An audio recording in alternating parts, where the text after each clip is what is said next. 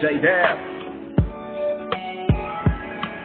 Let's rap about it, not talking bars, but conversation that break bars and left you mentally scarred. Conversations, relations, don't forget observations, points of view with clarification brought through revelation. Locked into the station, the Rapology show, where wisdom, knowledge, and understanding will grow. Hey, this is your man J-Dab, invite you to tune in to the Rapology show with my brother, I swear Muhammad, Saturdays 1 to 3 p.m.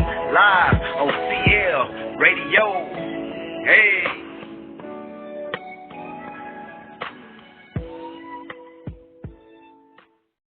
Hello, hello, hello. Welcome back to the Rapology show here on CLRadio.live.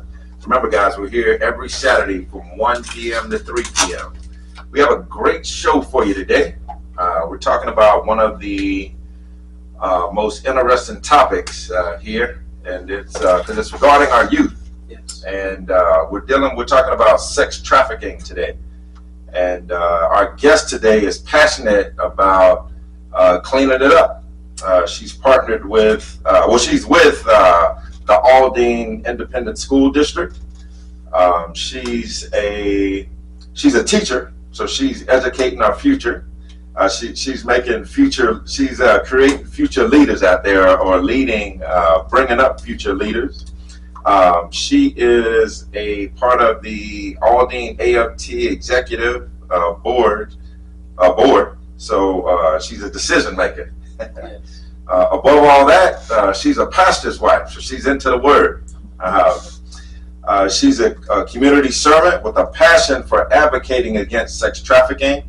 And with her experience as a speaker and commitment to social justice, she endeavors to make a positive impact in her community and beyond.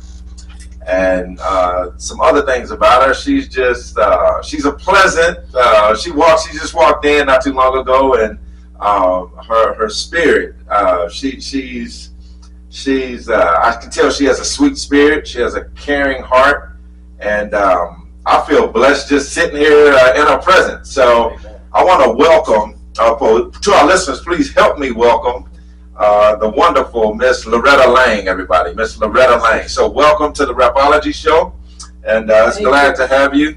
We're definitely glad to have you because you're doing big things here. So welcome. Thank you so much for having me. I appreciate it. Yes, I'm so glad to be here, and I see I have a NOLA person here from New Orleans, Louisiana, and it just makes me just at ease. Good. Yeah, she's talking about Mr. Aswed Muhammad here, representing the swamp, as they say, the dirty South. Yeah. So no, good. It's you're doing great things, and again, we're honored to have you here on the show today. And so I want to just start out and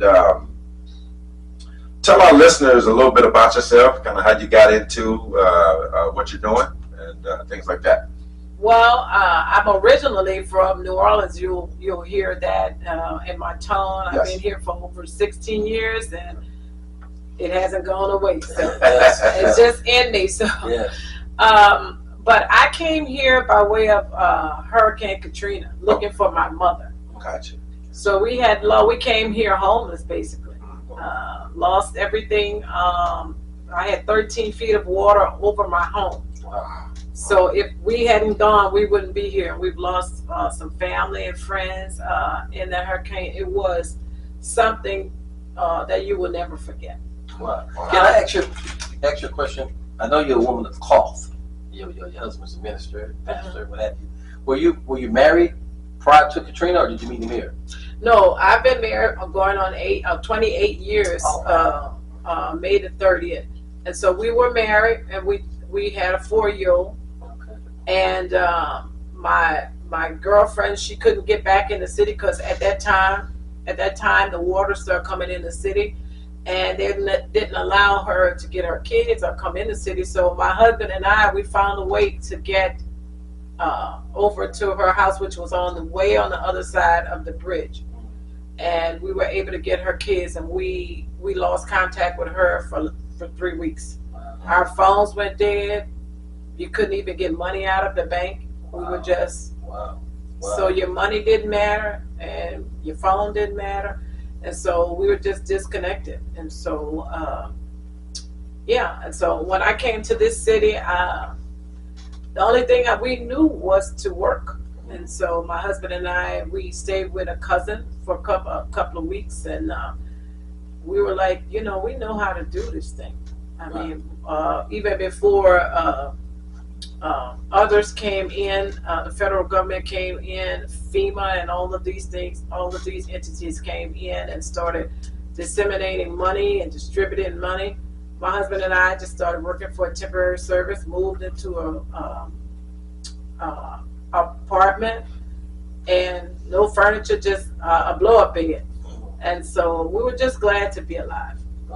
You know, while you were saying that, one of the reasons was I asked you that, because when you were introducing yourself and purpose, you know, God put on my heart, when you said you and your husband, the whole family just migrated here, and then God did what he did, and you are today.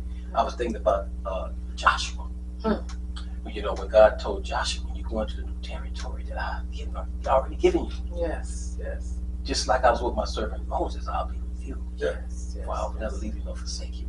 Yes. So that touched my heart. And I ain't trying to preach right now because this is your show. Go ahead. But it's okay. It's okay because Go ahead. I would love for the Holy Spirit to come in, because I know there's some listeners out there who may feel like they want to give up. But, you know, when you have your life, you have everything. And when you have Christ, it's just, there's nothing else. Nothing else really, really matters. Yes. You can get things again. I never cry over one thing we lost. But I did cry over relatives and friends that we lost.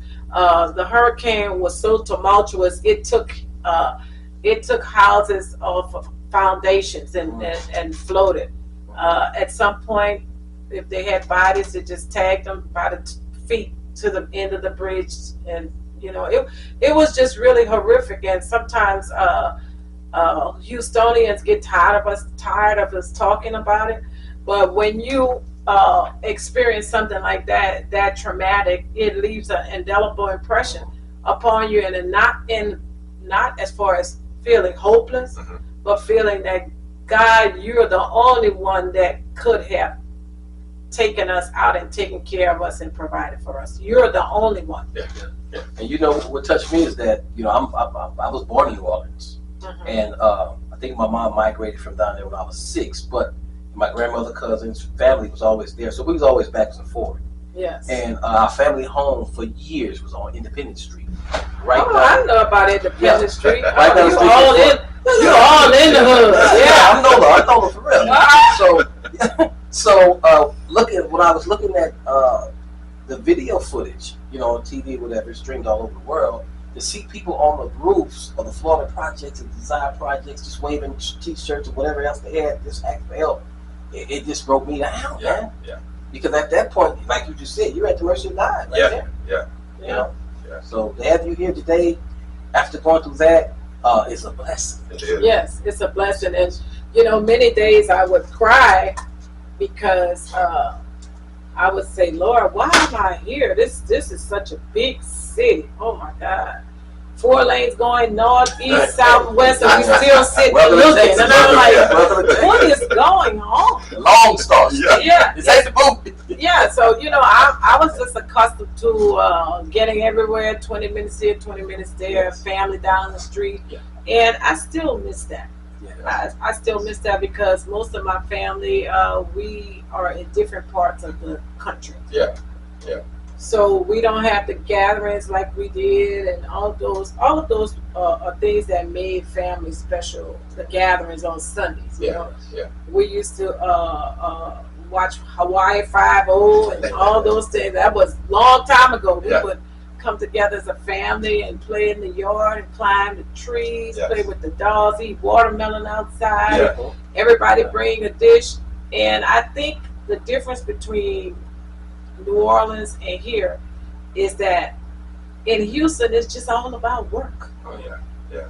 I don't see a great life balance here like I did in the city of New Orleans, and when I go back they still have a better life balance. Maybe because it's small and people drive so far to get home and they're like, oh, I'm tired. Yeah. So because that's my sentiment. that I'm really tired and I don't want to do too much, but it's been a blessing to be here. Yes. It's been a blessing because when I came here, I didn't really have a job, and a lady made a job for me. She created a job for me. Wow. So that's just the goodness of God and the power of His favor. Yes. Yeah. His favor. Yeah. Some people, they may have wanted handouts, but that was not the case for a lot of people I knew. They just needed a hand up. Mm-hmm. Yeah. Not so much a handout, but a hand of opportunities, different things of that nature. Yeah. Wow. So how often do you go back? Not as much now. It's gotten where it's funerals, some birthdays, and my son, even though he doesn't know too much about, he knows about New Orleans because we bring him back, but I'm saying he's basically Houston. He knows everything about Houston. And when we first took him back, we went to a parade and the float was coming down the street. He said, "Mama, what is that big thing?" So, I said, "Oh boy, we got a lot of teaching to do."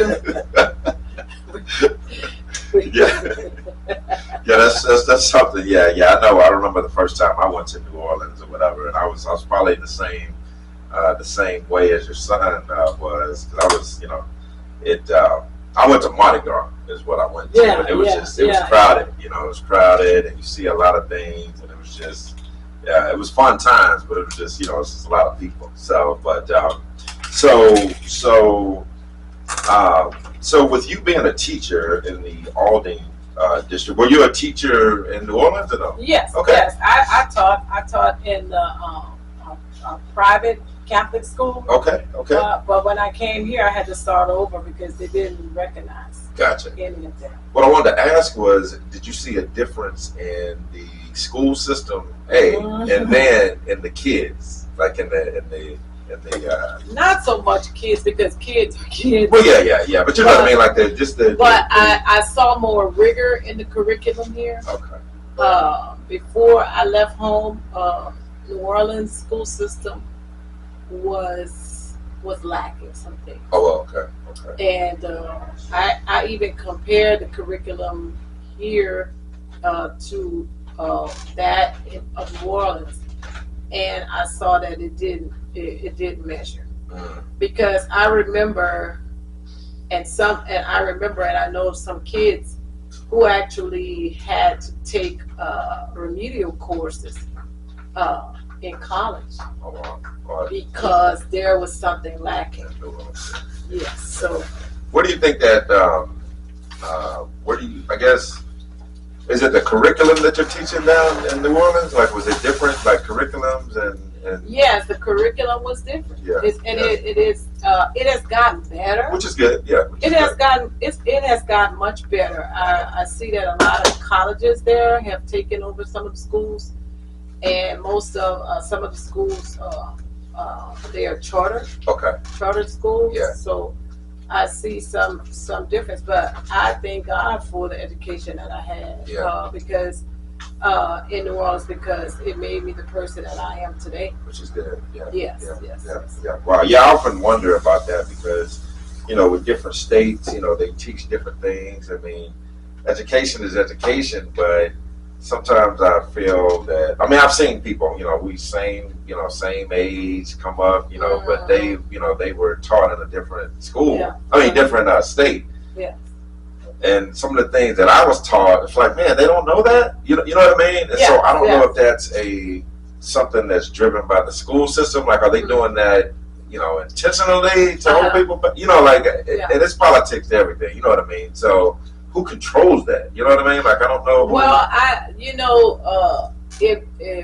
if oversight is not that great, I don't care what school system you're in, where there's great oversight, where teachers are held and administrators are held to a high standard, then you're going to see that. It doesn't matter if it's New Orleans or anywhere else, but I just know that we had some issues with the New Orleans public school system before the storm. Mm. And so when people went back home, they desired to have something different. But from what I understand now, I mean, it's popping now with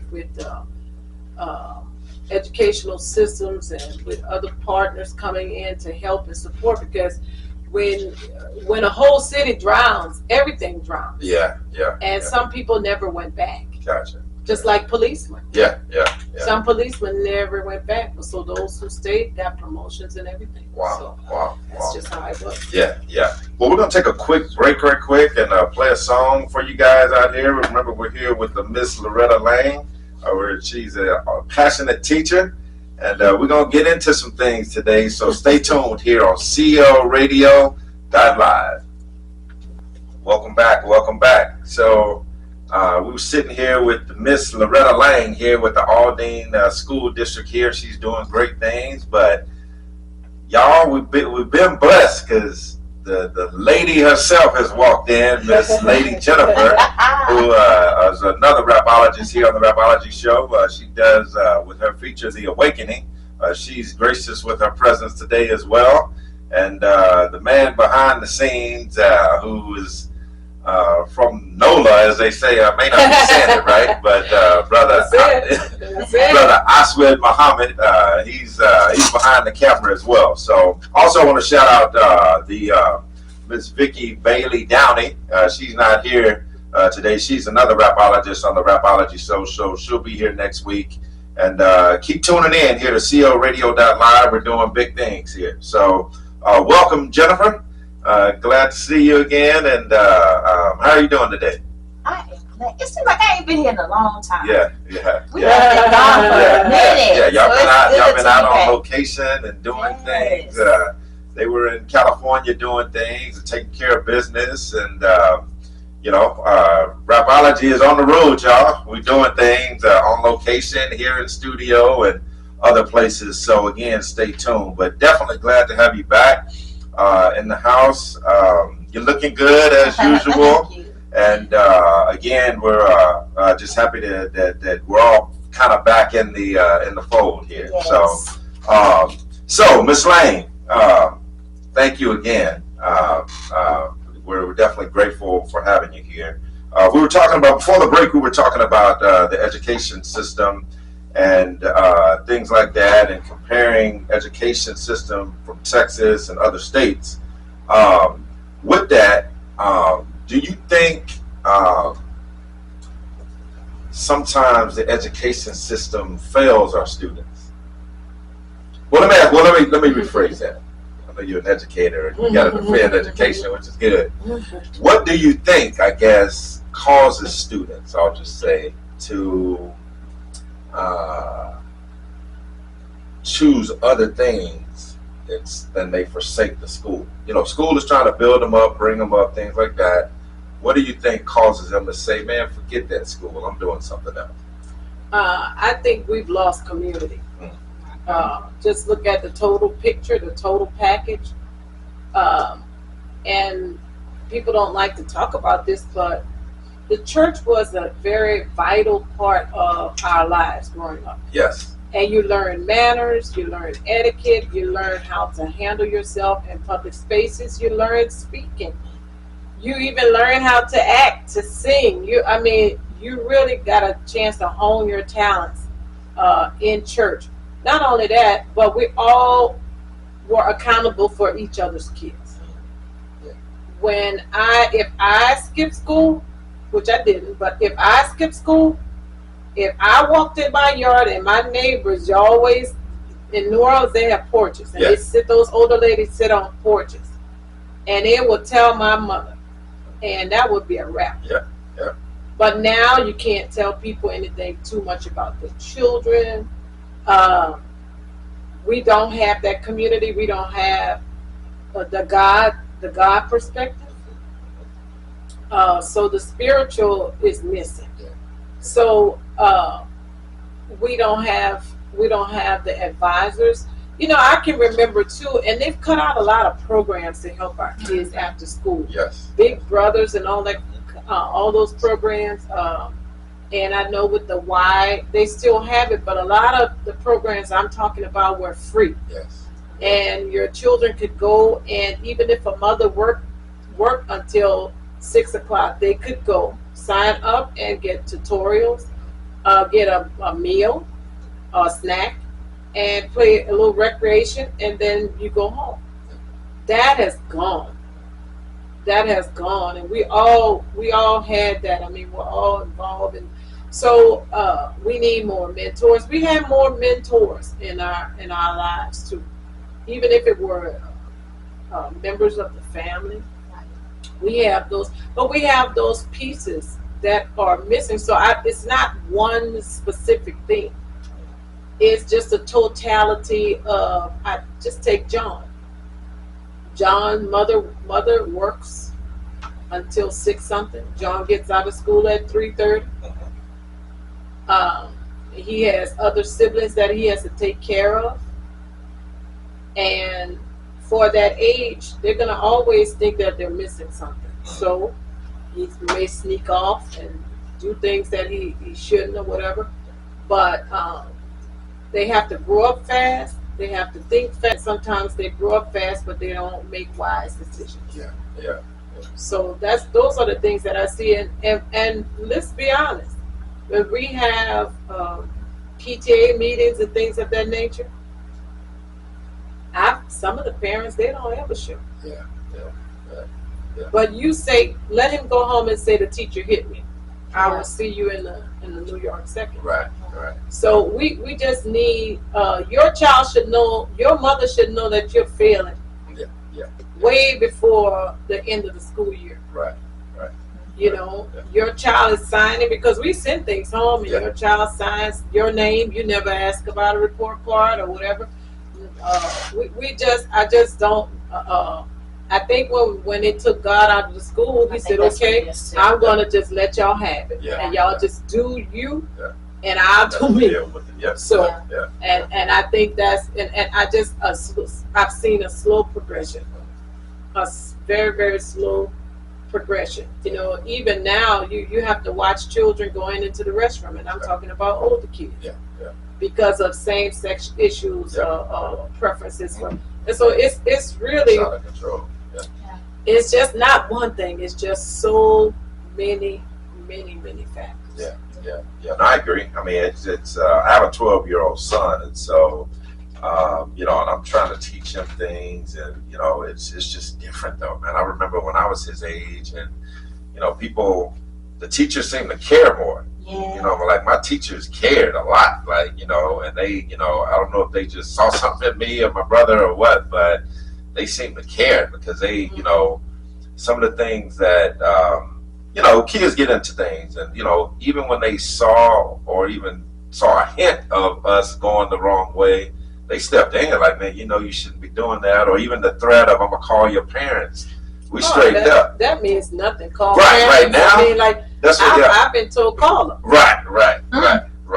They be like, here's my phone. You want to call? Go ahead. Oh yeah, because they already know that mother might take up for them, or that she's never around anyway, or they might have a young mother who's not involved, and the grandmother's taking care of them. So there's so many pieces, moving pieces, and to try to put that puzzle together, it's just, right now, the average teacher works way more than 60 hours a week. Wow. I've worked at school till they closed the school on me, and I had to climb the fence to get out. Wow. Because they didn't realize that I was still in the building. Yeah. Wow. So because you have the factor of, I still have a family, and my husband and I made a pact, try not to bring so much work home. Definitely. So that meant that if I can't bring it home, then I'll stay at work, and then when I get home, I won't have any work. Right. But then after that episode, and I had to climb that fence. Yeah. Right. I don't work like that anymore, because it was an eye opener. Like, you've got to get yourself together. You have to get some type of balance here, because you have a family too. And I must admit, I was so into my kids at school, making sure that they learn to make whatever. And my own child suffered. Yeah. Because if I worked late at school, my husband would help him, but he's not a teacher. Right. So what I would do to offset that, I would have do summer school with him at the house. Gotcha. And then I would invite other kids in the community, in the neighborhood, and I would teach them too. So my son didn't feel like I was picking on him. He was like, everybody's playing and I'm in here. Yeah. So I would add kids to the equation, and which made it fun, and he liked that. And so that's how I would support my son, mostly in the summer. Good. So let me ask you this. So, because I like what you said about taking, when they took God out the school, because I think that's when a lot of things changed, when they took the name of God out of the schools. Because you remember we used to stand up and say, I pledge allegiance, and they don't do that no more, because they kind of changed the wording of that. And going back to when we was in school, like you said, we had teachers that cared. And I think the teachers nowadays, I think some of them are just going, the ones that are being teachers now, I think some of them are just doing it just for the paycheck, to say. Would you say that? Because I'm going to be honest. Anybody who's teaching for the paycheck, you might. I don't see you staying there. You don't see him staying there? No, you can't stay there just for the paycheck. Okay. Those people who probably stay for the paycheck, they learn and they get out. And I've seen them. I've seen a revolving door. Okay. So you have to have passion for teaching. Yeah, you have to have passion. You have to have concern. If you do not, a paycheck won't even keep you there. Right. And so this is the thing. It's not that teachers don't care. We all have a level of care, because when you come into education, you do. The problem is the workload. Okay, that could be it. The workload is incredible. It's incredible to keep up with the administrative part and the things I do on a daily basis. I work through lunch, I work through my conference. If I don't have a parent conference, I work through that. If my kids, I put them on the bus, I'm working through dismissal for the rest of the school. I never stop working. Wow. I never stop working, because if I do, I'm gonna suffer for it, and I have to do it all after school. Yeah. So it's I work on weekends. It's a never ending. That's why I'm saying those who stay in it for the paycheck, they won't last, because the beauty of it is when you see that a child grows. Yeah. That's the beauty of it. I work with special needs kids. A lot of my kids are autistic and whatever. They're on different levels of the spectrum. Some are very, very, very high and just unbelievable, the things they know. And some are low. So we have different levels that I work with, different grade levels. So just think about it. I got different grade levels that require different things. I have different levels that require different things. I have every child has their own individualized educational plan. They call it an IEP. So what I do for this one, I can't do for this one. So we're constantly. So it's a lot of moving parts, and so. And I only have 10 kids, but for the 10 kids, they require so much. They require so much. And so when we get the summers off, people are just, we have to have a summer. We couldn't work all year round. Just the level of the job. And we're always collecting data. When we test and find out where kids are, we go to the drawing board and say, listen, Johnny he doesn't understand how to compare and contrast themes and different things like that. So we will make a plan so we can work with him when we pull small group. So it's constantly, if you come in the classroom, you will be amazed at the parts, and you only have a certain amount of time. Just like some teachers have 3 splits. So they may teach language arts and they have 3 classes. And so you've got to get everything in a certain amount of time. And then there are factors that are always coming up education is an never-ending shift. Yeah. We might come next year and they might have a different curriculum, which they have us to buy into it. I will say that, you know, we look at the different curriculum and they have the teachers to talk about it, whatever, and we say, well, we like this one, but it doesn't mean that we may get it, but in most cases we generally do. Wow. Well, yeah, it sounds like I can hear the passion in your voice, and I Yeah. can hear that you definitely really care. Yes. And the reason that I was asking those questions is because I used to, well, still do, I tutor kids in mathematics. All right. And so I always ask them, how are the teachers in the class, and how are the other kids and things like that. But it amazes me when they say that they feel like the teacher doesn't care, you know? Because I know with some teachers, like I'm involved in a little bit in the independent school district out in Katy, because I do some things out there, but it's you see some teachers who really care, and they're really passionate, and then you see some who just go through the motions. Yeah, you see So- some that's stressed. And, Yeah, they're stressed. and Yeah, just trying to, stress. Yeah, trying to. I'm also a Survive. mentor for new teachers. Yeah. And they come in one way. Yeah. But once they see all of that, and I've had one to, she didn't continue. Yeah. She's No, it's like, tough. this It's is. Yeah, You it's know? tough because some of the things that I've heard is that some of the teachers get mad that the parents don't care, and then they feel like not only do I have to teach, I have to raise the kid. That's how they feel. That's their feeling. Yeah, You know, and It's so not a feeling. It's the that's what it is. The Yeah, truth. Yeah, you know what I mean. It's the absolute Right, truth. I right, mean, we're right. teaching etiquette. Yes. Yeah. Yes. We're teaching them how to hold Respect, a fork. Yeah. We're teaching them things like that, and Yeah. you have to care. I Yeah, mean, yeah. we're teaching because some children generally eat with their fingers, Right. and we tell them, you know, you might do it at home, but when you're out, Yeah. you use silverware. Right. And so, I'm telling you, we do so much that does not have to do with reading, writing, and that can be a challenge for some people. Yeah, it is. That's very, very challenging because in my class I can have a meltdown in the middle of the class, and because they're nonverbal, I have to find out why is this, and so I'll just say, is it this? I show them a chart with different things on it until they can show me, and sometimes we never find out. Yeah. But I have a safe place with a big, huge bear, Yeah. and they go lay on the bear and, melt and cool down. Yeah. And then they come back to me.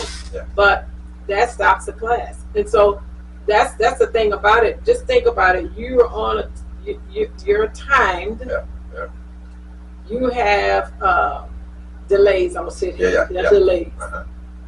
You have somebody might come into class and ask for something, or you're supposed to check your emails 3 times a day, and so you check your email and whatever. Oh Lord, this is due. Yeah. So it's the paperwork that is monstrous. Yeah, no, like I said, it's I hear the stories. I mean, like I said, I went to speak at a school out in the Katy area, and I pulled a few teachers to the side, and again, they, on top of teaching and educating, it's like raising them and teaching them etiquette and things like that. But another problem arises when you're trying to do that all for the betterment of the kid, and then the parents come in saying, "Don't show my," like they come with attitude on top of all of that. Yeah. You know what I mean? Like, You know what? and you would think that the parents would care.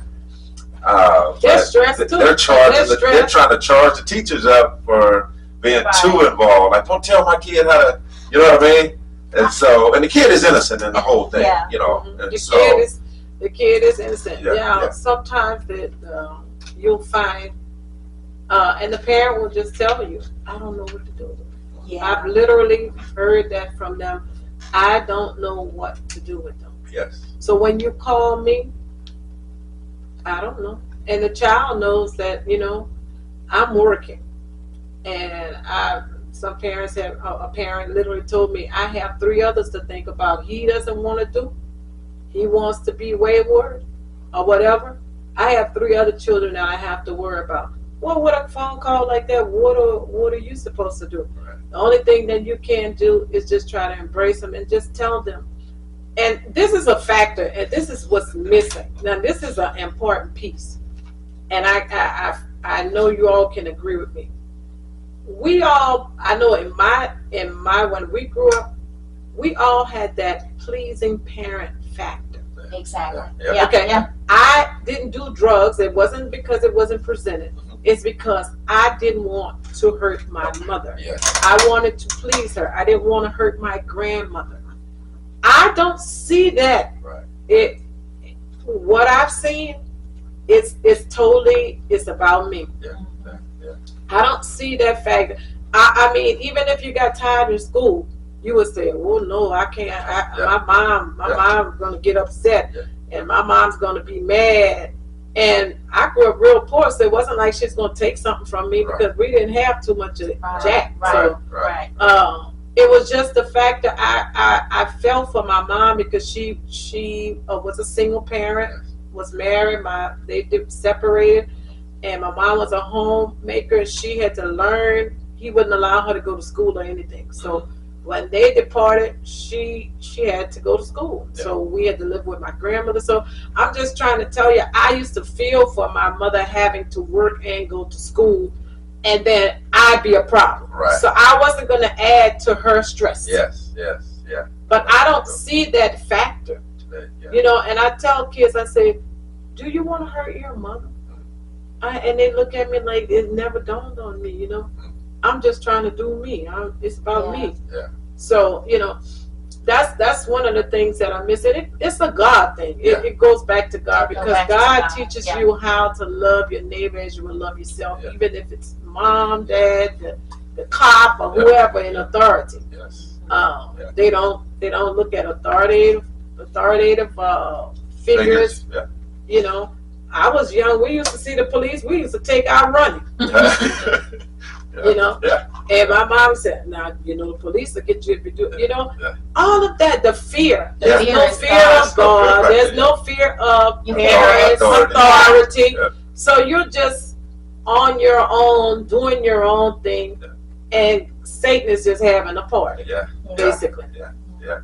So as we shift here, talk about education and, you know, teachers caring and things like that, and the kids, and what do you think leads them down that path? You know, because we're getting ready to start talking about the trafficking here, because I often wondered, like, what causes a kid to go down that path at an early age? Because again, most kids, and depending on the state, I think all states, like, you have to register them for school first of all, because I think it's the law. Like, because the parents can get charged for something if they check them out. So most kids go through some form of education, and then at some point in their lives they quit, and then they, you know, something else is attractive to them, or they're lured out or something.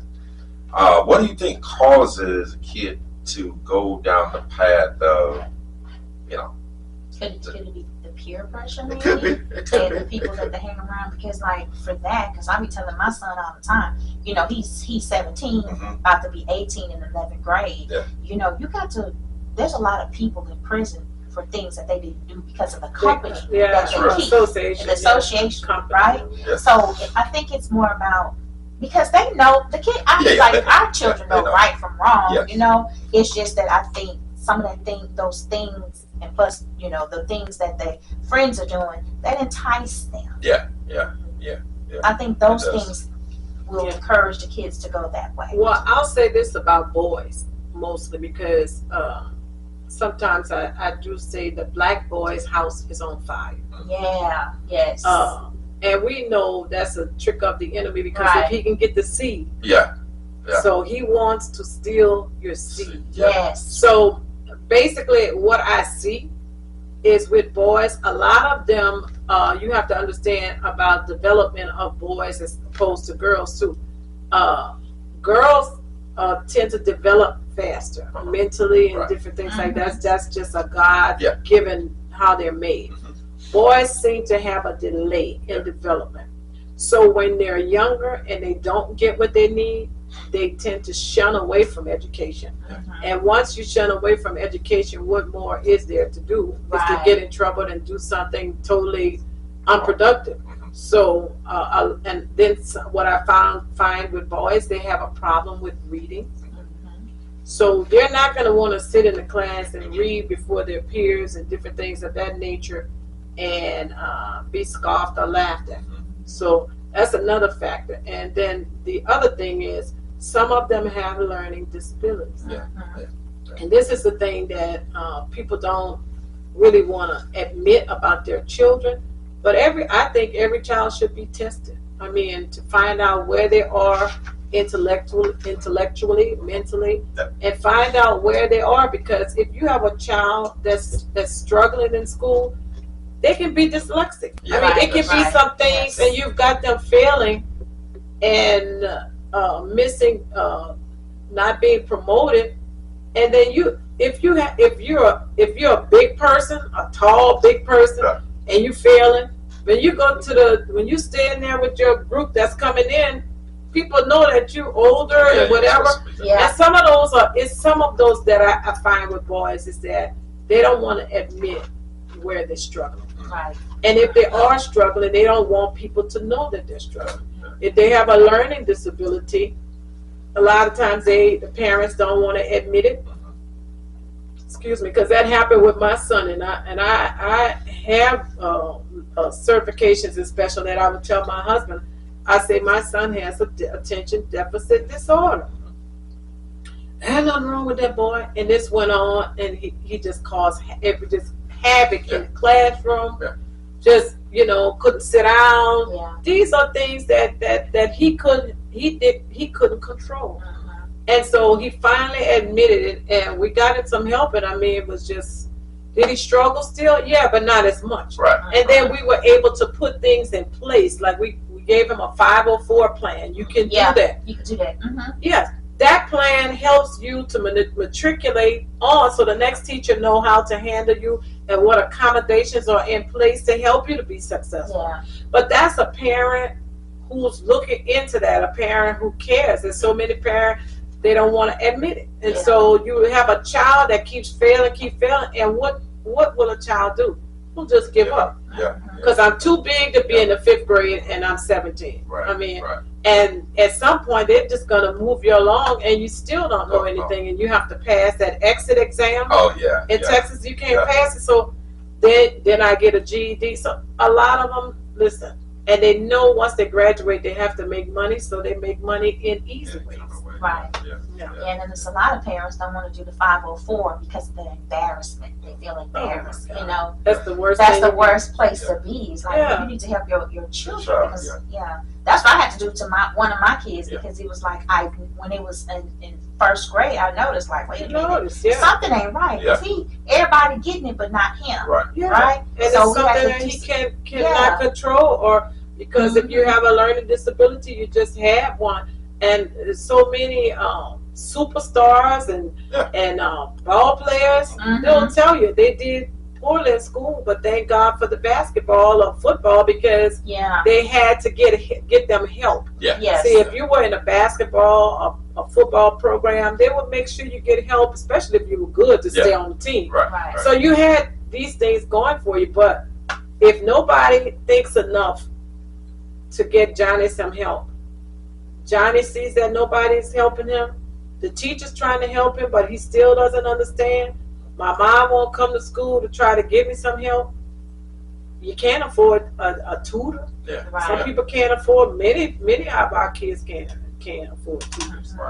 So those are the factors. But I will say that our young boys, if they're not, we have, if you're in 5th grade and you're not reading, that is very hurtful. So you can't get a job. You can't get many things, and you don't have anything in place. So let me ask you this: do you think, I know we talked about the education about, what is it different? Like here in Houston, you say Katie, So do you think it's different the way each children are taught in different districts? Because like for me, I came from HISD, right? And then when I went to Clear Lake, it was just like a whole new different type of learning system. I was just like, what? They learning this, and this over here. So going back to what John said, do you think sometimes it could be the districts that fail the kids? I haven't. I'm going to be honest. I've only worked for Aldi since I've been here. Because when I came here, like I said, my city drowned and all the other ones. I need to talk to your supervisor, ma'am. I don't even know if the supervisor made it. Yeah. So I don't have. But Aldi, they took out the time and waited patiently for me to get paperwork and everything, what have you. And so I stayed with them because, to me, they cared. They cared, and I needed some help. Right, I needed somebody to understand. I don't have anything right now.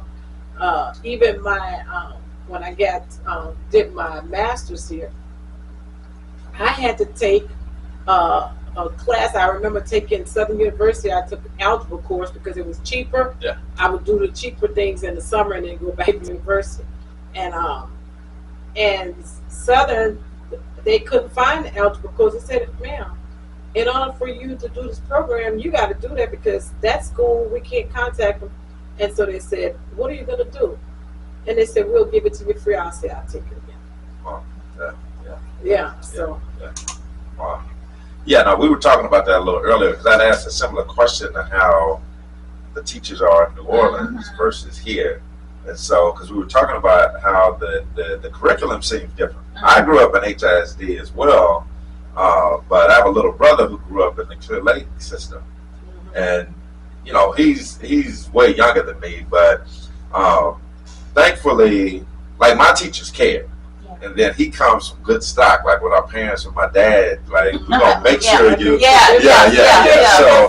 So you know, even when he thought about goofing off, he had the fear factor was there. You know, you want to make sure you know, and then you want to please your parents as well. Right. And so, but my school system, I went to Madison High School, in Harlem Clark. Yeah. And like I said, he went to Clear Lake High School out there. And again, I know my curriculum was different, but the difference was I had teachers who actually cared. Right. Yeah, like they cared, and so they wanted to make sure that, like with this whole STEM, like with science, technology, engineering, mathematics, all my math teachers cared. Like they wanted all the students that came through the math. I was in like an honors program there, but they wanted all the.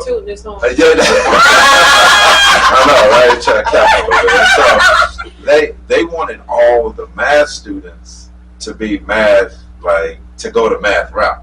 So they taught it that way. Yeah. And then they made sure if they saw us in the halls acting up, they're like, math people don't do that. You know what I mean? Like it was, and they cared. You know, they made sure. Yeah, it was. And so, but again, I see, like I said, today's kids. I've seen it where teachers are afraid to say something to the students for fear. You know, like I said, some teachers are small, frail, whatever. And, kids, I mean, you got fifth graders who are like 6 feet tall. Yeah. And so they're afraid, like, man, that student may do something to them. You know, who knows or whatever. Because some of them are, they're not afraid they're more outspoken, I'll just say that. And then the respect factor sometimes is not there. Right. You know, they'll speak. Both ends sometimes. It is. And so, but it is, like I said, it's just a difference. So. I wanna add this, Sure. and I wanna make it clear because if I have some of my people listening. Yeah. The standards are essential knowledge, the TEKS. Yes. Call them. Yes. Essential knowledge and skills. Yes. Okay. Those TEKS are for everybody. Yes. In Texas. Yes. I clear view, and clearly it doesn't matter Dallas or whatever. Yeah. Those standards are set, and you are to use those standards. Now the curriculum feeds off the standards. Yes. Okay. They will take different curriculum from different companies. As far as the material, we're talking about material. When you say the curriculum, they build from those TEKS. And those TEKS are embedded in what the children see every day, the resources and everything. So the bottom line is everybody in Texas And even in Louisiana, everybody in Louisiana, they're pulling from those strands, but we don't, the bottom line is, we don't know how they use them, okay? Nobody, the only thing that you can see is when those children pass the STAR, you kind of know that they're using them, because it is aligned, everything you do should be aligned to what TEA, Texas Education Agency, has set in place. Yes. And so they'll know, because the test comes from TEA. Gotcha. So you don't want to deviate from what the standards are or whatever, because that's going to be on the test. Gotcha. And like I said, we don't know when people do very poorly, it's because they're not following the TEKS, but they have to, because that's just something that has to be. So if a school system is not and they're all accountable, because TA can come to you at any time in any way. They don't, they can pop up. So and then as you know, they'll close down the school system. They'll close it down. Wow. Oh yeah, if they don't pass. If they don't pass, so the bottom line is, I think everyone tries to adhere to it, but it depends on what curriculum, things that they choose. Some are more rigorous than others. Gotcha. But in most cases, I know the schools purchase curriculum and everything from those who have alignment to whatever TA says. Gotcha. Okay, well, we're going to take a break. We're going to play a song for you guys out here. Again, we're talking to Miss Loretta Lang, educator. She's a passionate educator. And stay tuned here on coradio.live. Welcome back. Definitely. Kids of today are worth fighting for. Yes, we're all worth fighting for. So welcome back to the Rapology Show here on coradio.live. Remember, guys, we're here every Saturday from 1 p.m. to 3 p.m. So also, if you guys have questions for Ms. Lang here, the educator, the passionate educator, the phone lines are open, 832-846-6226. Again, call into the Rapology Show at 832-846-6226. All right, Ms. Lang, again, we definitely appreciate you with all the information that you're sharing with us here on education. But we're going to get into some of the things that you're involved into. You have a great event coming up called Eyes on You. It's the Eyes on You Forum. It's the anti-sex trafficking in Houston, Texas event. Tell us a little bit about that, and tell our listeners a little bit about that program and that event. Well, I'll tell you how I first started. Yeah. Because my husband and I, we started a church about 7 months ago, sort of a fresh new church, and my husband asked me if I would take over and build a women's ministry. And so as I prayed about it, I asked God to give me an emphasis, because I know we have many issues. Hold on, that thought. I'm sorry. We got a caller calling in. Oh, okay. We got a call. All right. Oh, they just hung up, obviously. So I'm not sure what happened. It rang 2 times and they hung up. So caller, if you're listening, call right back. 832-846-6226 is the number. I didn't mean to cut you off there. So yeah, go ahead and continue there. And so my husband, he said, could you do something with women? And because we started a new church and really didn't have a lot of women in the church, so I went outside in the community and I asked the Lord to give me an emphasis. And so I started running into people who were with anti-sex trafficking. I was just bombarded with it. And I said, well, maybe God, you're speaking. And so I spoke to a lady named Leah Bird. She's with The Landing. Okay. I see the caller is calling back. So I bet you that's my husband. Okay. Caller, are you there? Caller, are you there? Welcome to the Rapology Show. I've been listening, and it's a mighty powerful word coming from y'all. That's my husband. Well, thank you. Thank you for tuning in. I hear that's the husband. She up here just smiling from ear to ear. and I already know, but maybe somebody wants to know themselves. What gave you so much of passion to fall in love with kids and to teach kids? Oh, okay. Oh, okay. That's a great question. So Miss Lang, take it away. You had the question? I always emulated teachers.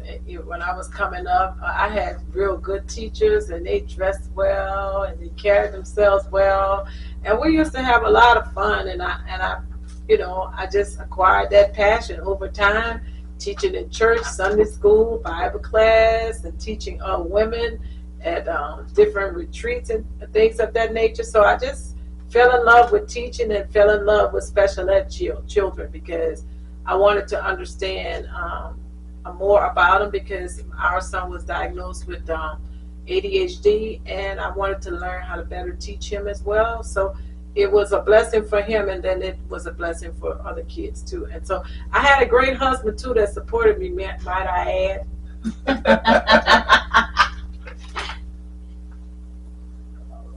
Okay. Thank you for calling in. Yeah, thank you for calling in. God bless. Thank you. Right.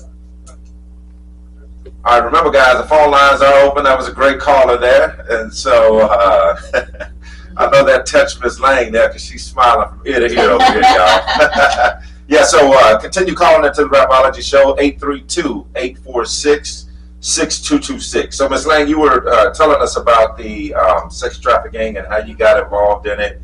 And so continue there. Yes, there's this shelter for survivors of sex trafficking called The Landing.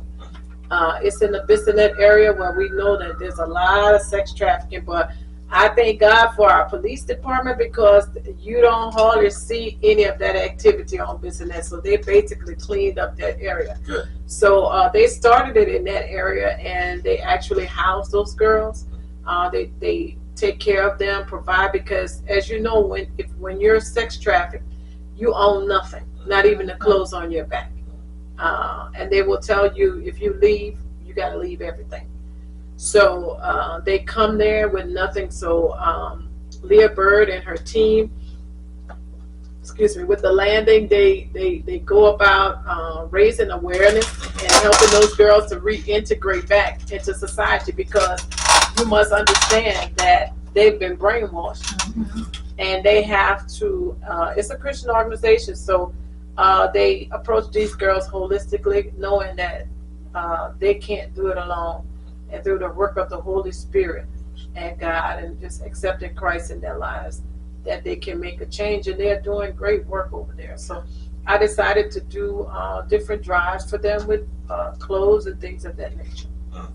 So what do you see is or have you been faced with any challenges in that? Like, what are some of the challenges you've been faced with dealing with, with that sex trafficking? A lot of people, when I talk about it, just because they don't see it visibly, they don't believe that we are number two. Wow. Yeah. Because they don't see it. Yeah.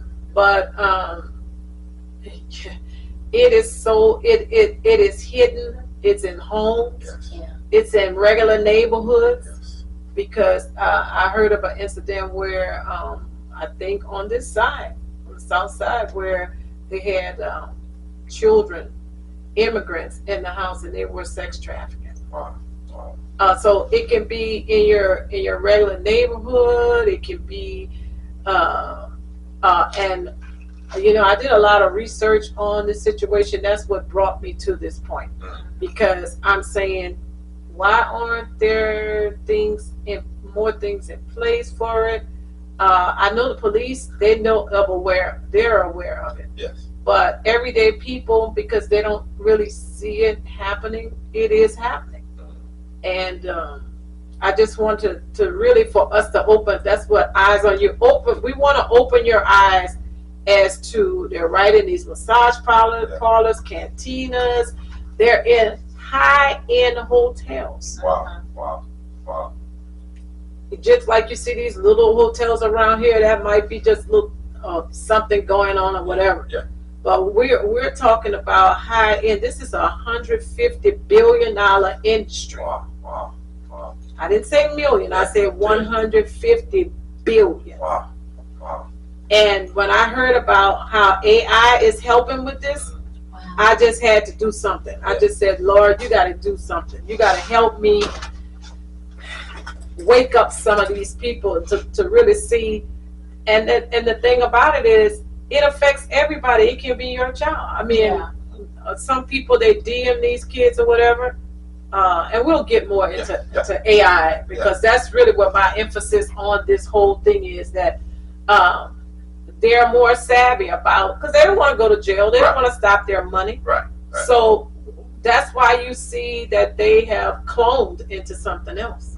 Wow. They've cloned into a new monster. Yeah. And that monster is AI. It's on social media. Yeah.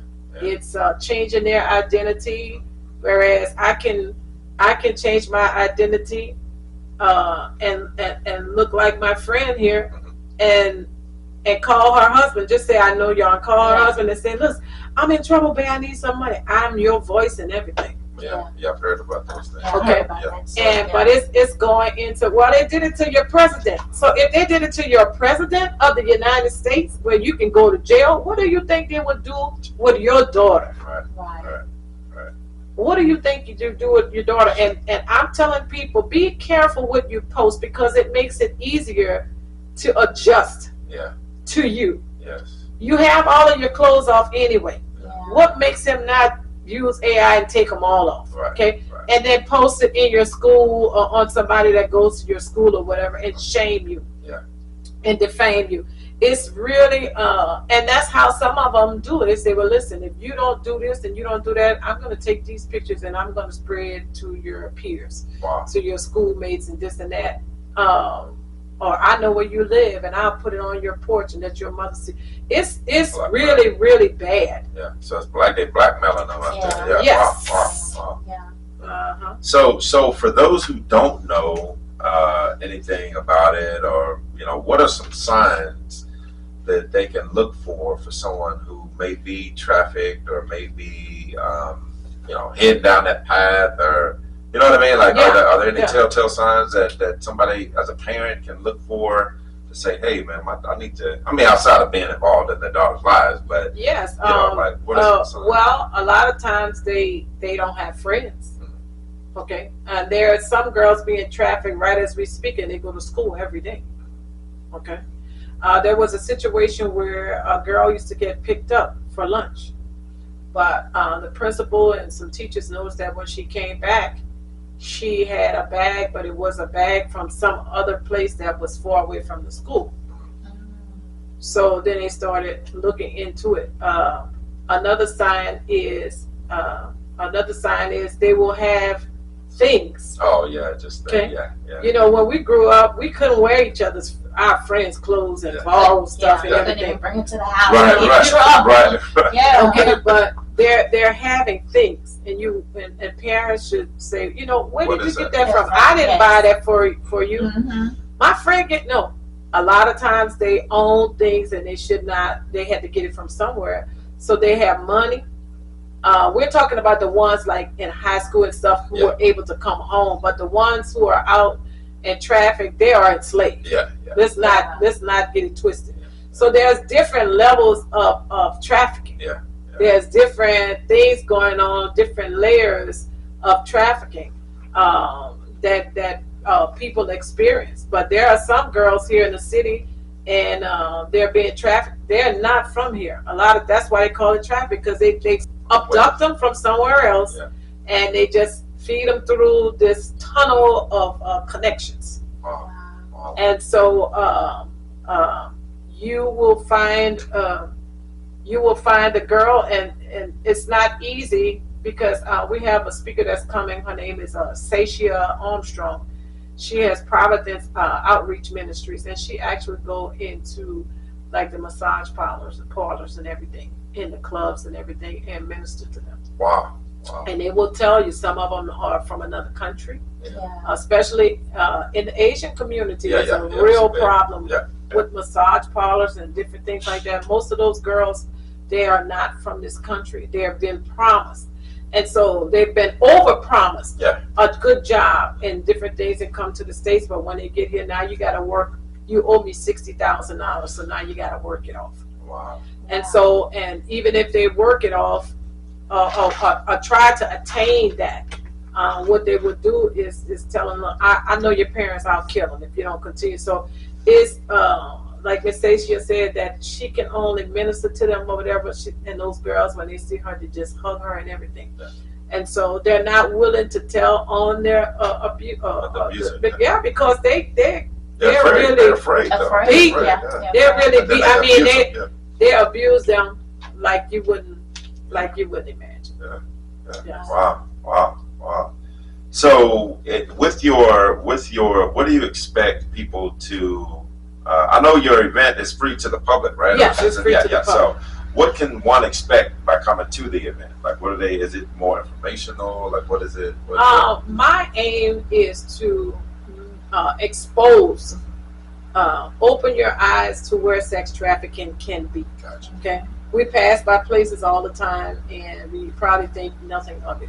I want to expose them to open their eyes to see that if you keep getting trafficked, young girls or whatever, and going in this house all the time in your neighborhood, and it's different girls, or it's a one man and a lot of girls, and he's saying that's my nieces and different things like that, you need to keep your eyes open, because 9 times out of 10 it's something wrong there. So that's my thing, is to make us more aware that we're number 2 for a reason. And so the DA's office is coming, and he's going to just expose some things. We have our own chief of police. They're just going to tell it like it is. I mean, there's some laws in place that will help if a daughter is caught with an underage child. You can get up to 25 to 99 years. Yeah. So we've got some things in place, but people have to be more aware. Yeah. So if you don't see it, how would you know it? But we want you to be aware. And a simple thing is this: there are hand signs we're going to teach too. If a child is in trouble or have been abducted, they can use this hand sign. And when they use this hand sign, people will know. But do you know about the hand sign? So if a child is in trouble, Yeah. I see Okay. that they had that on TikTok. but how many people know that? A girl was actually saved by using that, and she learned it on TikTok. Oh, good. Okay, good. But I'm just saying, how many people know that? Right. So that simple sign that I'm in trouble and it's not my dad or my uncle, whatever, because they might put it behind their back and do it. You know, they can't do it in front of the abuser because he knows the hand sign too. Right. So, Well, just simple things. We just want to learn simple things of how to be proactive when you're going shopping in the mall. I mean, if you see a truck with no tags, no whatever, you don't go park by that. I mean, you go, and when you travel when you walk and you go to your car, stand off and look under your car, because someone has been under the car. I mean, it's crazy stuff. It's things like even Uber drivers. Some of them are disguising themselves as Uber drivers and taking young girls, unsuspecting girls. One girl jumped out the car when she realized that he wasn't taking her where she was supposed to go. So I'm just trying to tell you, this problem is Houston. We have a problem. Yeah. We have a problem. Yeah. And I used to hear I hear the stats and you know how we're number 2 and all that, because we didn't used to be number 2. I know Dallas was big at one point, but I know we're number 2 now. So it's you know, I often wonder how it got to that point, because it's a lot of hidden area. You know, I know about the Bissonnet area because I used to have an aunt that lived over there. It was an aunt on my wife's side, and so then I used to work kind of in the Southwest Houston area, a few exits down from that, and I made a mistake one time of going down that street just as a shortcut to get to the Beltway, and it was crazy. I mean, there's so much traffic, like cars traffic, and I'm like, man, what's going on? And it was as an accident or something. And then you drive a little further and you see as girls walking on the street. And it's like, man, these cars are lined up like they're giving away free turkeys or something. I mean, it's yeah, you know, like it was crazy. But then, what's even, you know, like I think it was a hotel or motel that was in that little area over there. Like where the law, what, you know, like it was no law enforcement over there. And I know that, you know, like I said, I know that was a well-known area for that. And it's good that, you know, they're cracking down on it now, because this was years ago. It was totally different. You know, thank God for the police. But I had an opportunity to go to a conference, and it was just like a Q&A kind of thing, on a small scale, with Dr. Nisi Hampton.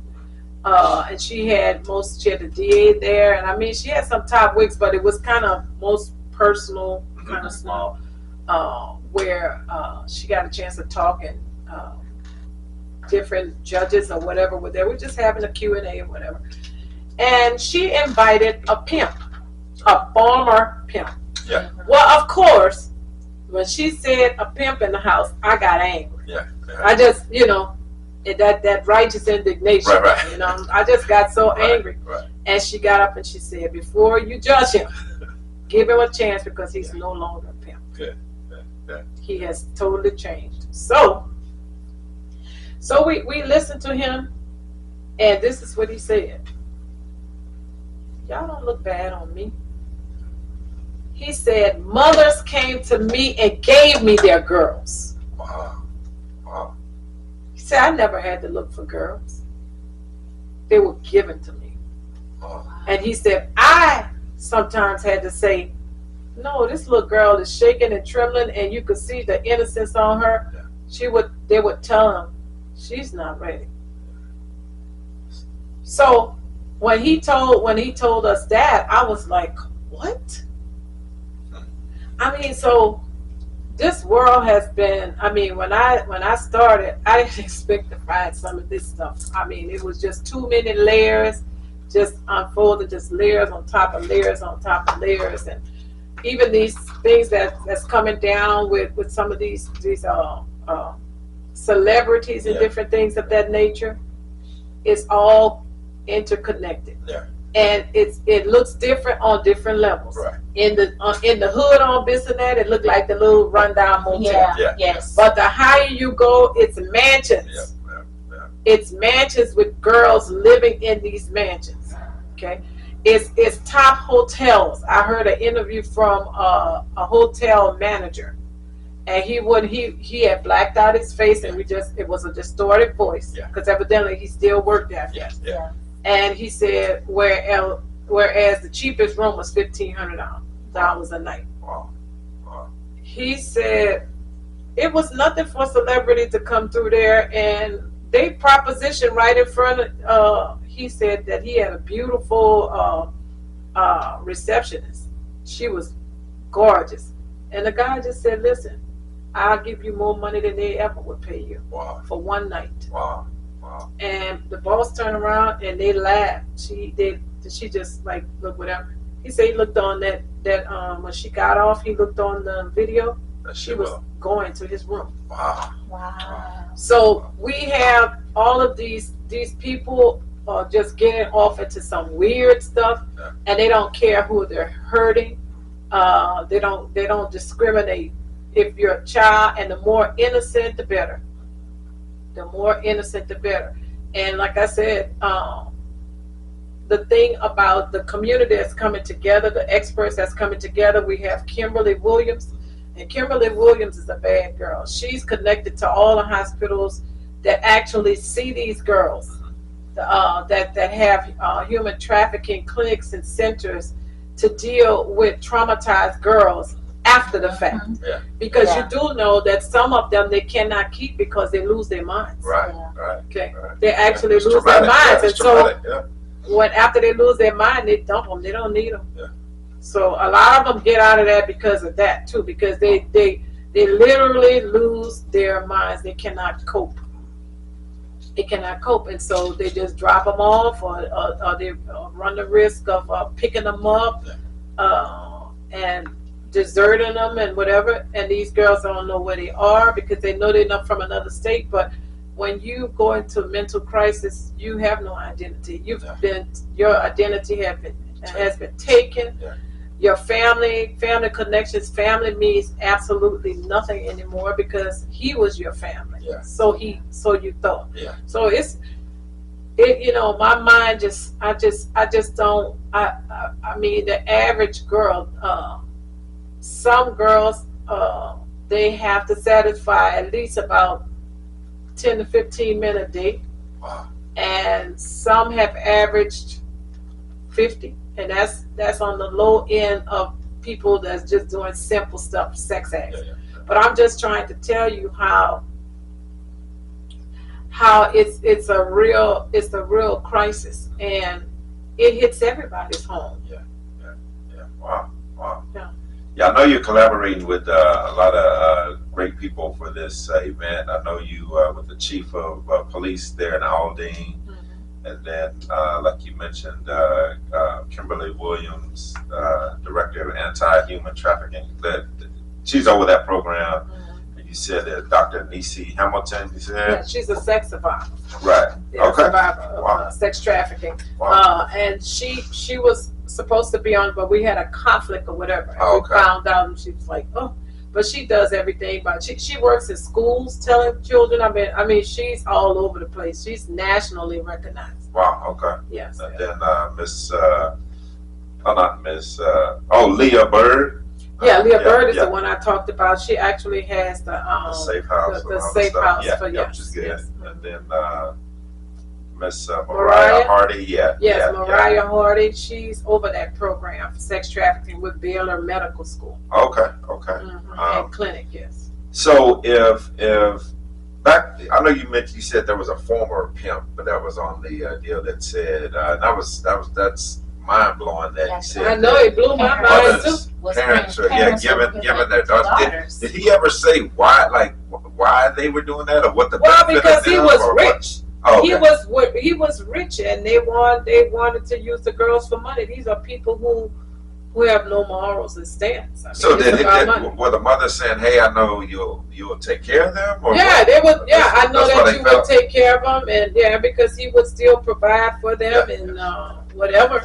What was And the they would youngest save age, her. though? The youngest age, like the youngest that you've heard of? 12. That's the average age. Is it 12. average? Yeah, the average age. Ah. It started at 12 because remember, it's about mind control. Yeah. The older, I mean, their chances of doing stuff with me is slim, Right. Because I know too much. Yeah. I know too much about life, but at 12 years old, you're a sponge, you're afraid. Yeah. If I hit you one time, you're going to conform. Right. Yeah. Whereas with me, you hit me one time, I might hit you back. Yeah. See, so we might fight. Yeah.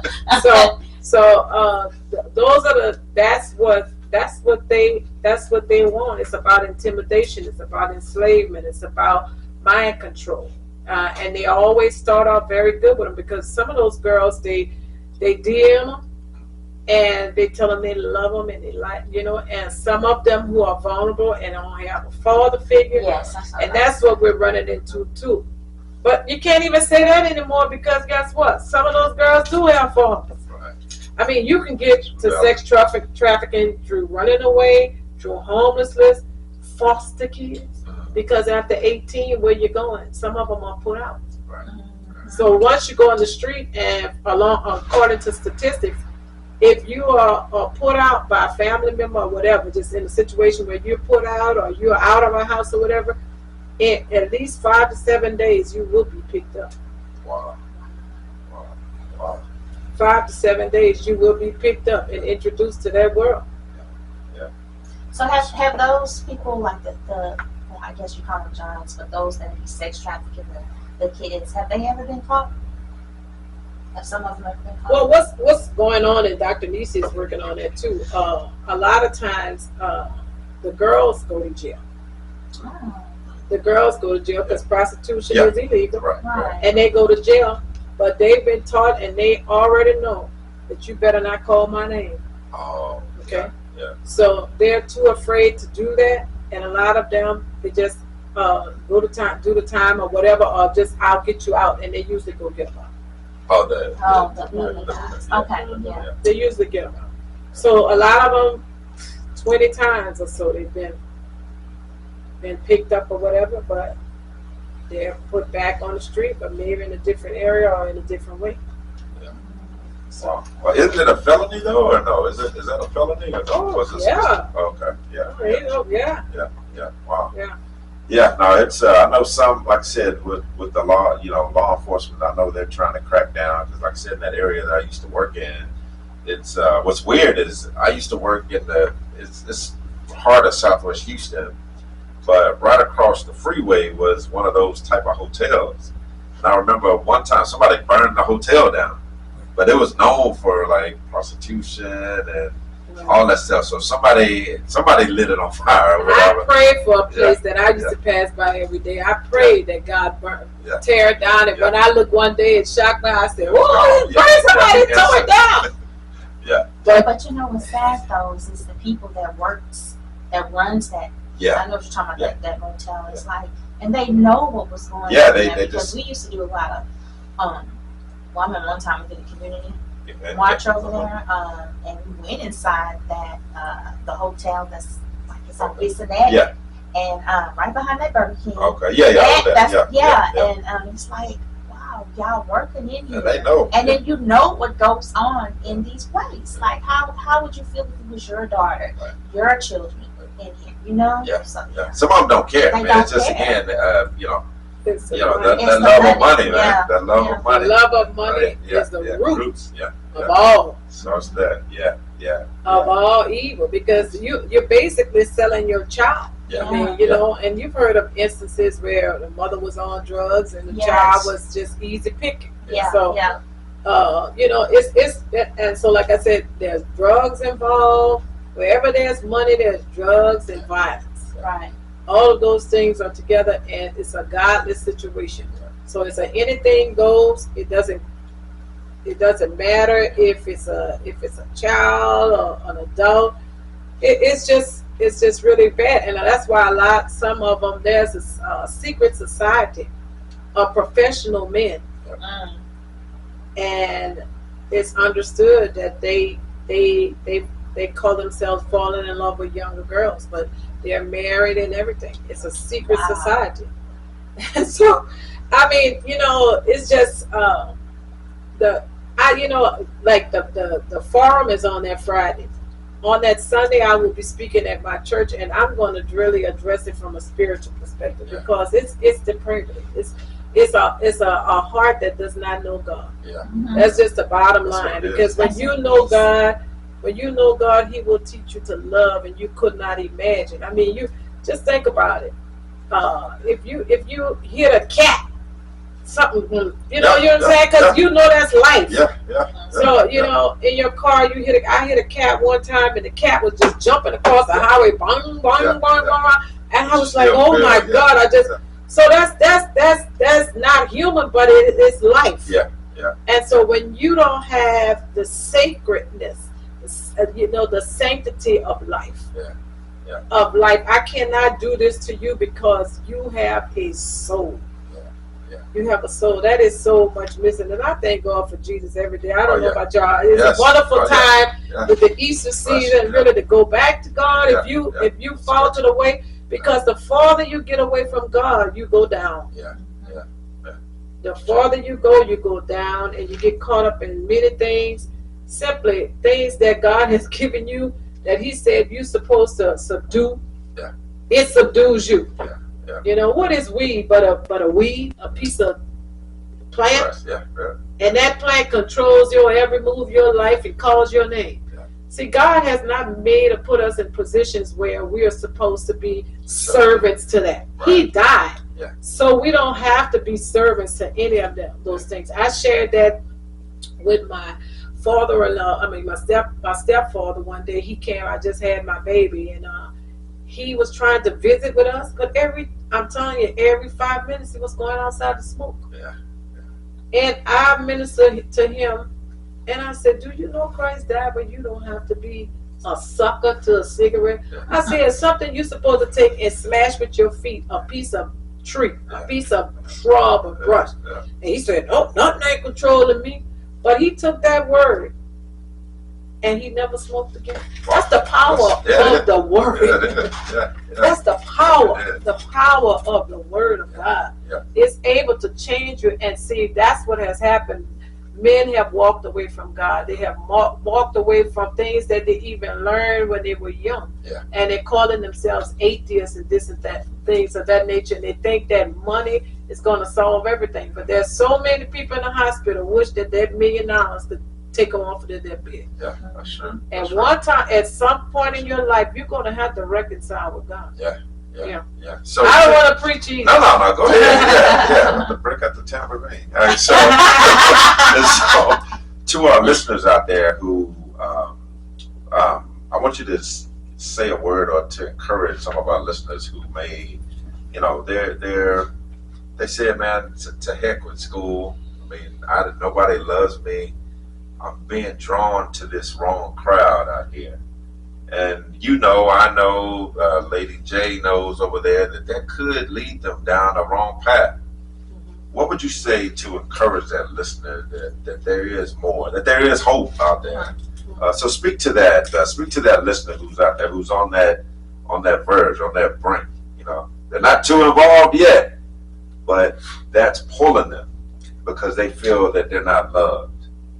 I know that's missing, that part. That's one of the reasons that draws it. But go ahead. I would tell them that the only love that I know that will last forever is the love of Jesus Christ. That He wants a relationship with you. He wants to come into your life, and He wants to change things for you.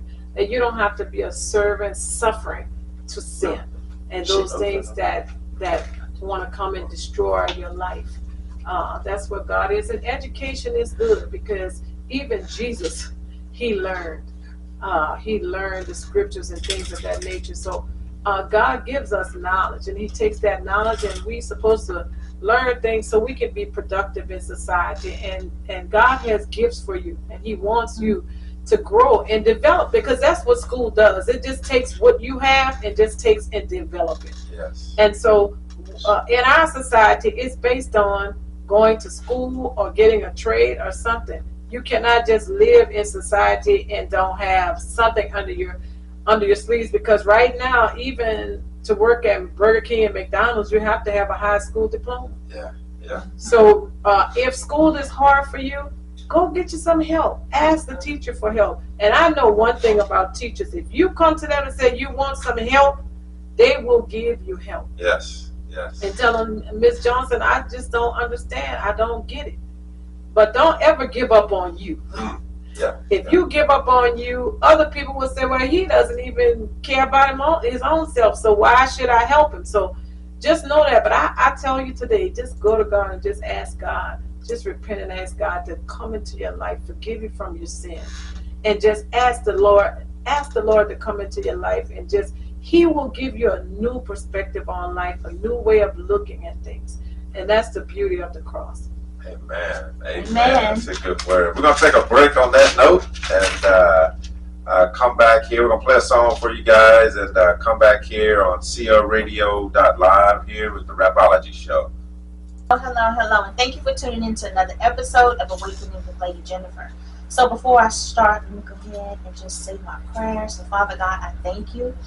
I thank you for this moment. I thank you for this time. I thank you for this hour. I pray, Father God, that the words of my mouth and the meditation of my heart will always be acceptable and pleasing unto you, Father.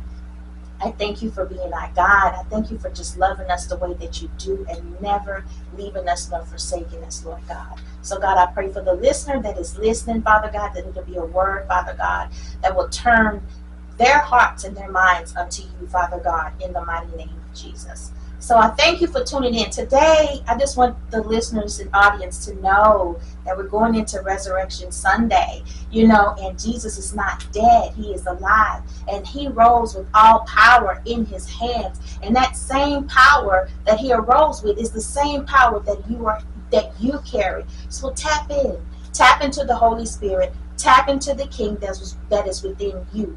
Know that you're unstoppable. Know that whatever it is that God is calling you to do, do it. Don't care about the naysayers. Don't care about who's watching or who's talking. Do what God is calling you to do. Because like the song said, God has kept you. God has brought you this far. Not to drop you, not to leave you alone. He is the God that will always be with us. He never left us nor forsaken us. God is with you. Be the light that He has called you to be in the world. Be that light. Let your light shine so bright. And then you know what else too? When you wake up in the morning, that same power, with that power, as the enemy sometimes cause havoc in our life, that same power, let the enemy know who you serve. So it's time to arise and awaken with all power in your hands. And thank you for tuning in to another episode with Awakening with Lady Jennifer. Yes, that was awesome, Lady Jennifer. So we appreciate that word on this resurrection weekend. I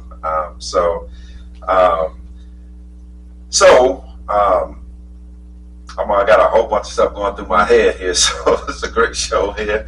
And because that resurrection thing speaks to me as well, because a lot of things in our lives have been lying dormant and have fallen off by the wayside. But what are you going to resurrect in your life this year? I mean, you know, so bring back some of those things. God put the things in you.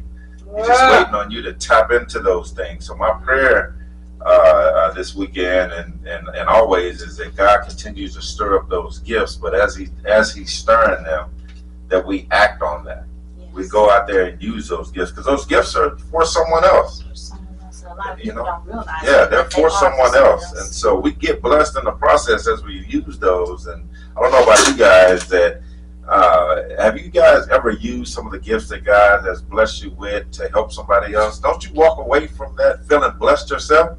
I know I have. I mean, I feel comforted. I feel fulfilled, you know, and it's all because we were able to help someone else, and God gets the glory. So, so definitely, that was a great word there, a great segment there with the awakening here with Lady Jennifer. Yes. And it's here on the Rapology show every Saturday on crradio.live here from 1 to 3. So, Miss Lane, yes, the event. Eyes on Me, the Eyes on You Forum, the anti-sex trafficking event here in Houston, Texas, is going to be held on April the 12th at 6:30 at the M.O. Campbell Educational Center.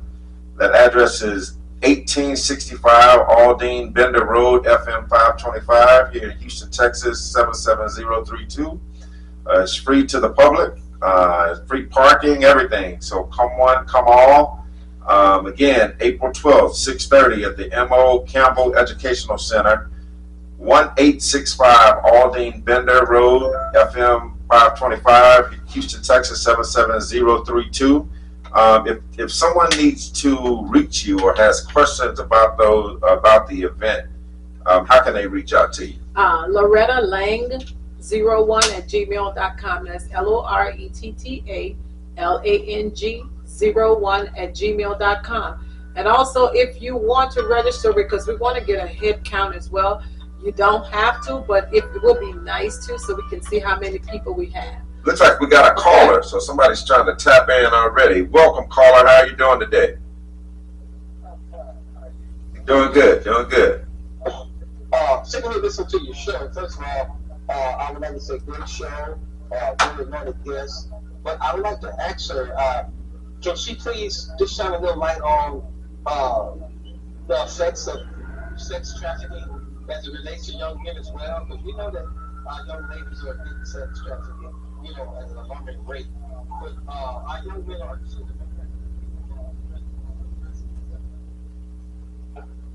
Yeah. Yes. 1 out of 26 boys are experiencing trafficking. That's not a lot, but that's a reality. And we concentrated more on girls because I always say because their house is on fire. They're really looking for girls. A lot of the boys, I hate to say it, a lot of that comes from in home with boys, with family members. That's how a lot of it is done. even with girls, but with boys, it usually stems from that type of activity. And yes, there are traffic, but it's not to a great degree. And if it is, a lot of times men are not too quick to talk about it. Women seem to talk more about things that are affecting them and their issues. That's just how God made us. But men, on the other hand, if they've been trafficked or molested or what have you, a lot of them weren't talking. And so until we can get men to talk and to open up, there would probably be more help. And I know if somebody came, a young man or whatever, approached their pastor or somebody like that, and I'm sure they can get the help. But a lot of times men just don't, boys, they just don't come forward. That's the tragedy of what teaching our kids. If someone touches you inappropriately, say something. But we've got to do that. We've got to do that.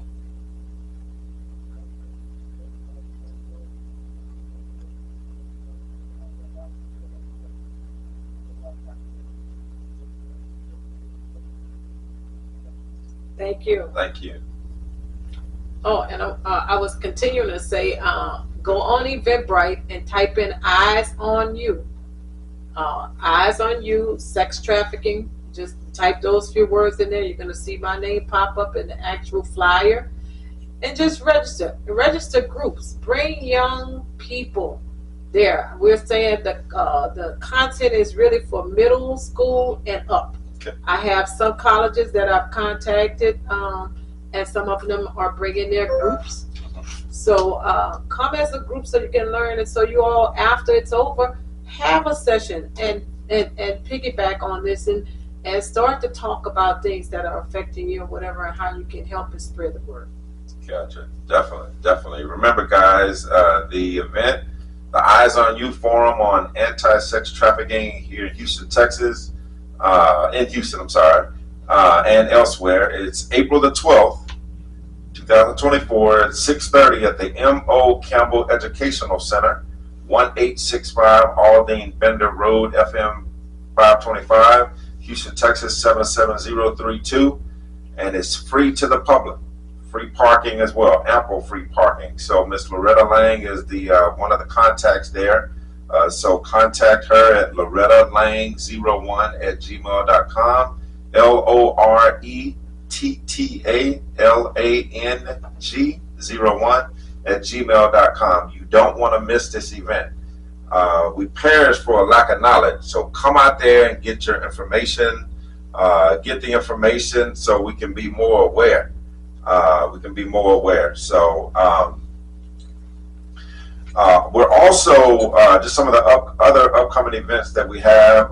We have the You Matter event that's coming out, but that is on April the 6th. April the 6th. Yeah, it's the Youth Tea Party. So if you have any teens from the age of 10 to 18, bring them out to 901. What is it? I'm sorry, no.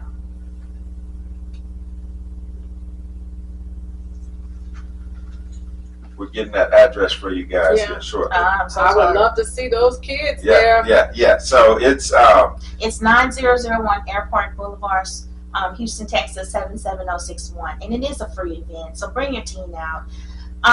Let them know, because basically what we're going to do is just pour into them and speak life over them, to let them know who God has called them to be. Let them know that they were created for purpose, and purpose is inside of them. So bring them out to 9001 Airport Boulevard, to the Youth Tea Party, April the 6th from 12 to 2. And again, it's for girls 10 to 18, correct? Correct. Okay, yeah. So it's a Youth Tea Party, y'all. So bring all the girls out from 10 to 18 on April the 6th. The Youth Tea Party. You matter. That's the theme. You matter. And I think a lot of times that's the missing piece sometimes when girls are around that age. They want to feel valued. They want to feel accepted. So much competition going on in the female arena. And so But everybody matters. Everybody has greatness on the inside of them. Everybody, we were all fearfully and wonderfully made. So you matter. And so attend this event on April the 6th. And after that, hey, once you feel fired up, invite somebody to the April 12th event with Miss Loretta Lang and learn. Because again, think about it. The people that usually are trafficked are those who feel like they don't matter. Yep. And that's why they're easily lured in. True. You know, somebody comes talking smooth, slick, whatever, and promising the world or promising something that they don't have, but overly promising that they've never experienced, and they're lured by that. Now, keep in mind, it's because they feel nobody else cares about them, and that's why, again, fathers in the homes or mentors or people that can show them that they do matter and they do have value. And that they're wanted, yes, as well. I think if others step up and do those things, they won't. You know, it decreases the chances of them going down that path. So, yes. wow, I'm full today because it's a lot of great information that we got today. And both of those events that are coming up, I know they're going to be huge successes. Get on Eventbrite and look up the Eyes on You and then Youth Tea Party on Eventbrite. Go to these events. You know, make a difference. If you can't support it, can't support by being there, tell somebody about it so they can go there. But I encourage you to show up. You won't be disappointed. And so, again, Miss Loretta Lang, I appreciate you for coming out today. Any final words? Any final words that you want to leave with us here? Yes, I definitely want to talk to churches. Yeah. A lot of times we don't get involved with things of this nature, but it's very, very important, and it's a tenet of the church because you're still showing love to the least of these. Yes, yes. I mean, the least of these. If you done, so we want you to bring your youth groups. Some of our kids the most are naive about things because we don't teach them, we don't talk about it. I'm still waiting for my mom to talk about sex, and she's in the grade. There's some things that just didn't talk about because we grew up in a church where it was taboo, but it's time over for that. It's time for us to talk about it, address it, and do something about it, and then go to God, and He will show us and give us direction how to combat it. Yes. I believe that there's hope in every situation. For every problem, there's a solution. So don't even think that you have to take on this burden because it's a mighty big one. No, together we can take Houston by storm and knock it down from number 2. I'm hoping that it don't be a number on there. Yes. So our children can feel free to walk around in the community and not have to stand by the bus stop waiting, thinking that this car that's passing right here might get me, or might try to put me in a car. And I want to tell people too, if you have a bus stop on the corner of your house, leave your lights on. Some of those kids go to school very early in the morning. That's what the pimp told me, that they actually look for girls that are alone on bus stops. Wow. So going back when she said the solution, we are the solution. Yeah. God put us in position to be the solution and to help. Yeah. So for the church, you are the solution. If there's someone that don't understand, Loretta is here to help, to educate, get with them. Absolutely. So we got to get involved. Yes. We got to get involved, and this is your opportunity to get involved. We have 2 wonderful events coming up. April 6th, the You Matter, the Tea Party, and then April the 12th, the Eyes on You Forum on anti-sex trafficking. So no excuses. Let's get out there and go to these events. Bring people with you. Bring your young daughters. Bring one, bring all. Nieces, even nieces, your nephews. Yeah, everybody. Yes. Yeah, nieces, nephews, everybody. Because again, if you don't have the information, you ain't gonna know. We perish for lack of knowledge. You gotta know the information so you can know what to look out for, you know, the telltale signs, and know what to watch out for as well. And so there is hope in everything. So again, it's been another great show here on the Rapology Show. Another great show on CORadio.live. Remember, guys, we're here every Saturday from 1 to 6 p.m. here on CORadio.live, the Rapology Show. We're doing big things out on location. Stay tuned to all of our platforms on YouTube, Instagram, Facebook. We got great guests in the future coming up. We may bring Miss Loretta Lang back. I want her to come back. Maybe you can bring the pastor with you. Goodness, And but yeah. So you guys are doing great things. We want to hear more about what you're doing. So it's been a pleasure having you on today. I learned a few things from you today because I didn't know some of the stuff that was going on. Yeah, fully want to support your event as well. I know you're going to do have a great turnout there as well. Same with you, Lady J. I know you've been pumping the event. I know that's going to be a great deal there on April the 6th. Again, you guys are changing lives, and that's what it's all about. You guys are making a difference in the community, and you're using the gifts that God has given you guys, and you're going back to reach others, you know? And so that's a big thing. Again, we're talking about the church. That's what we're called to do. We got to go back. I mean, somebody did that for us. Yep. You know, who knows, with those praying grandmothers, praying, you know, mothers, and people who cared, with the teachers who cared, and they didn't have to do that. Right. But they took it, you know, that's a selfless act. Yes, it is. And so I commend both of you guys for doing that same thing with the events that you're having, because I hear your passion and I know what the intent behind it is to help someone else have a better life and to see things. And it's all through for the glory of God. So Yes, again, I can talk about that all day, but we're winding down. So I didn't even feel the time. Yeah, no, it goes by quickly. Yeah. It does go by quickly because it's almost 3:20 right now. I was like, what are we going to talk about? Yeah. Be surprised. Yeah, you'll be surprised. Time go by fast once when you talk. Yeah. So it's because I still have questions that I didn't even ask, but that leaves room for you to come back. And so, so definitely it was a pleasure. Maybe the NOLA guy might have some crawfish for us next time. Exactly. So, definitely. So, so thank you again.